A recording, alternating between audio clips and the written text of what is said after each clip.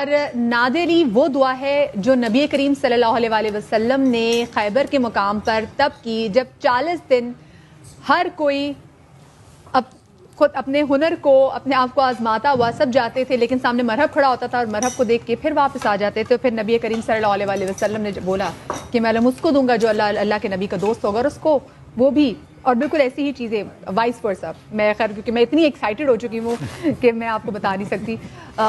میں آؤں گی علامہ صاحب، آپ جو بات چھوڑی تھی اس کو پیچھے سے شروع کیجیے گا ذرا۔ تو میں عرض کر رہا تھا کہ حضور نے یہ ارشاد فرمایا کہ صاحب میں کل جو ہے علم اس شخص کے ہاتھ میں دوں گا کہ جو اللہ اور اس کے رسول کو دو سکتا ہے اور اللہ اور اس کا رسول اس کو دو سکتے ہیں۔ تو تمام صحابہ کرام رضوان اللہ تعالیٰ علیہم اجمعین کے ذہنوں میں یہ بات تھی کہ صاحب یہ کاش آج جو ہے یہ علم جو ہے وہ اس کے ہاتھ میں آ جائے، اور سب یہ جانتے تھے کہ حضرت علی کی جو ہے طبیعت ناساز ہے اور حضرت علی جو ہے وہ آج جو ہے وہ شاید اس جنگ میں جو ہے شریک نہیں ہو پائیں گے۔ تو حضور نبی اکرم صلی اللہ تعالیٰ علیہ وسلم نے اس وقت یہ جملے ارشاد فرمائے کہ ناد علیم مظہر العجائب تجدہ عونا لک فی النوائب کل ہم و غم سینجلی بولایتک یا علیو یا علیو یا علیو۔ واہ واہ، ایک بار پھر پڑھیے ذرا، یہ پھر پڑھیے ذرا، ایک بار پھر پڑھیے پڑھ لے جن کو آتی ہے۔ ناد علیم مظہر العجائب تجدہ عونا لک فی النوائب کل ہم و غم سینجلی بولایتک یا علیو یا علیو یا علیو۔ اب بہت سے لوگ ہیں، اچھا بہت سے لوگ ہیں کہ وہ اس کے اندر کچھ اضافات کرتے ہیں، کہتے ہیں کہ صاحب ناد علی میں یہ ایک اضافہ کہ ناد علیم مظہر العجائب تجدہ عونا لک فی النوائب کل ہم و غم سینجلی بجلالتک یا اللہ یا اللہ یا اللہ بنبوتک یا محمد یا محمد یا محمد اور بولایتک یا علیو یا علی۔ ہمارے استاد علامہ نصر اللہ خان صاحب، اللہ تعالیٰ ان کے درجات بلند فرمائے اور جنت الفردوس میں ان کو اعلیٰ مقام عطا فرمائے۔ اچھا وہ بہت محتاط شخصیت تھے، دورہ حدیث ہم نے ان کے پاس کیا، اصغر بھائی نے بھی اور میں نے بھی، دونوں نے جو ہے مولانا اصغر صاحب نے اور میں نے، دونوں نے جو ہے دورہ حدیث ان کے پاس کیا۔ وہ جامعہ رضویہ شمس العلوم میں اس وقت دورہ حدیث کروایا کرتے تھے، اور جو طلبہ سن رہے ہوں اگر میری بات کو تو وہ بھی اس کے گواہ ہیں، اور اصغر صاحب تشریف لائیں گے تو انشاءاللہ میں ان سے بھی یہ اس کی تصدیق آپ کو کروا کے دوں گا۔ تو ہم نے جو ہے وہ جب ان سے بات کی، وہ محتاط کتنے تھے کہ محرم کی یکم محرم سے 10 محرم تک وہ سیاہ کپڑے نہیں پہنتے تھے، یعنی جیسے حضرت نے پہنا ہوا ہے چوغا ویسا وہ تھا ان کے پاس، لیکن وہ یکم محرم سے 10 محرم تک نہیں کہتے تھے کہ مشابہت پیدا نہ ہو۔ اب یہ میں آپ کو اس لیے کہہ رہا ہوں، کیا کہہ رہے ہیں آپ یہ اس کو آپ دوبارہ صحیح دوبارہ وضاحت سے فرمائیے۔ یہ وہ محتاط اتنے تھے، کپڑے کالے اس لیے نہیں پہنتے تھے کہ کہیں شیعوں سے مشابہت نہ ہو جائے۔ صحیح۔ اب ایسا آدمی جب ناد علی پڑھے گا،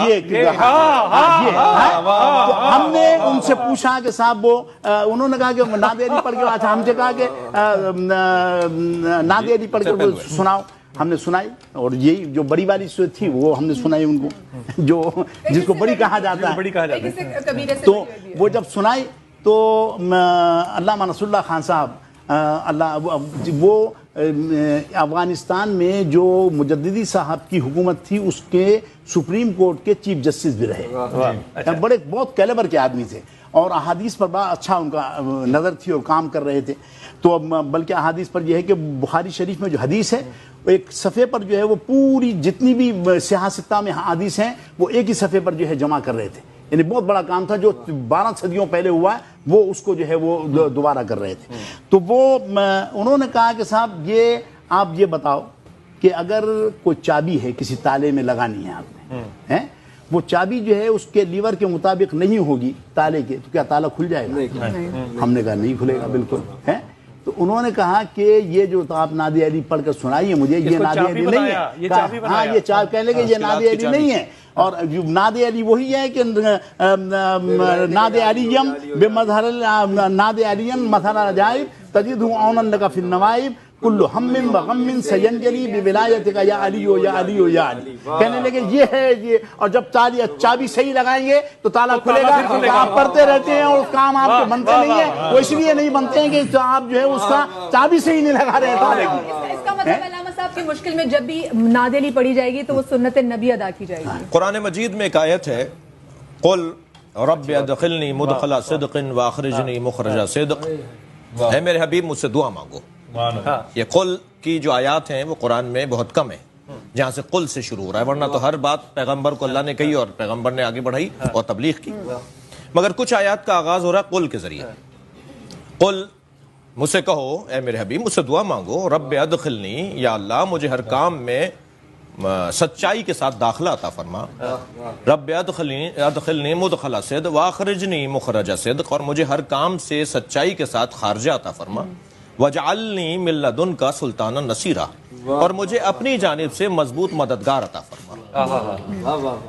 نصیر کہا ہے، نصرت نہیں کہا ہے. ناصر اور نصیر میں کیا فرق؟ جی ناصر اور نصیر میں بھی فرق ہے، مگر یہاں پر نصرت اگر سرکار سے کہلوایا گیا ہوتا اللہ نے کہ مجھ سے نصرت مانگو تو سیدھا سیدھا ذہن جاتا کہ کامیابی ہو جاتی، کامیابی اور اللہ کی مدد.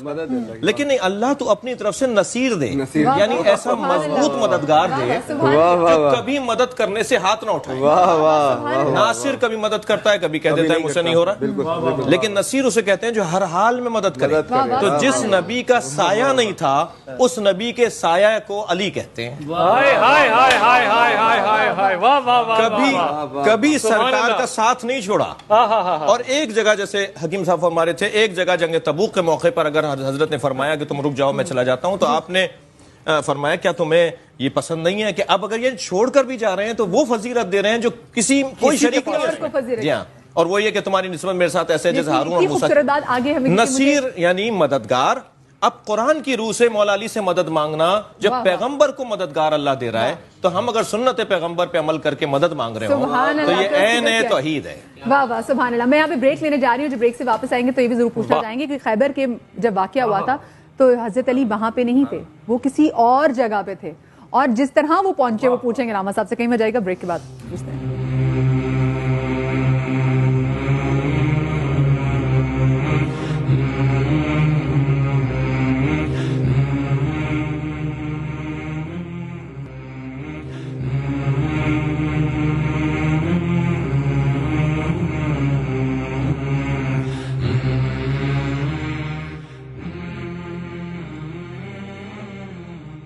جی بسم اللہ الرحمن الرحیم. بریک کے بعد ایک بار پھر سے خوش آمدید. اور کیونکہ ہم بات کر رہے تھے خیبر کے واقعے کی، لیکن اب وقت ہمارے پاس اتنا کم ہے، ہم چاہتے باتوں کو تھوڑا آگے بڑھائیں کیونکہ فضائل اتنے ہیں، علی کے وصف ہیں اتنے، شمار کون کرے.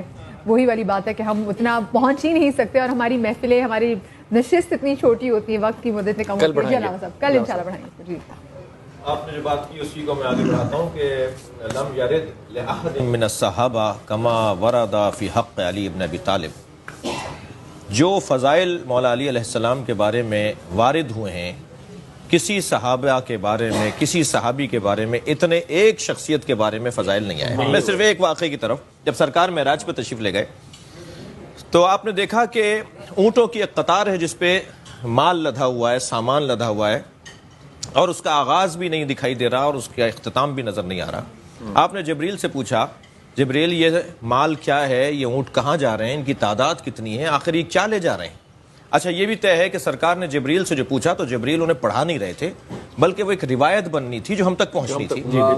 سرکار نے پوچھا کہ یہ کیا ہے تو حضرت نے فرمایا کہ یا رسول اللہ یہ آپ کی فاطمہ کا جہیز ہے. اللہ اکبر. سرکار نے فرمایا ایک اونٹ رکواؤ اور اس میں سے مال دیکھو کہ اس میں کیا ہے. میری فاطمہ کا جہیز کیا ہے؟ توجہ چاہوں گا، میری فاطمہ کا جہیز کیا ہے؟ ایک اونٹ بٹھوایا گیا، ایک پہ سے مال اتروا کے جب اسے کھولا گیا تو اس میں 1000 کتابیں تھیں اور ہر کتاب میں علی کے 1000 فضائل لکھے. اللہ اکبر. کا تمہاری فاطمہ کا جہیز ہی یہ ہے کہ علی کے اتنے فضائل ہیں، یہ فاطمہ کا جہیز.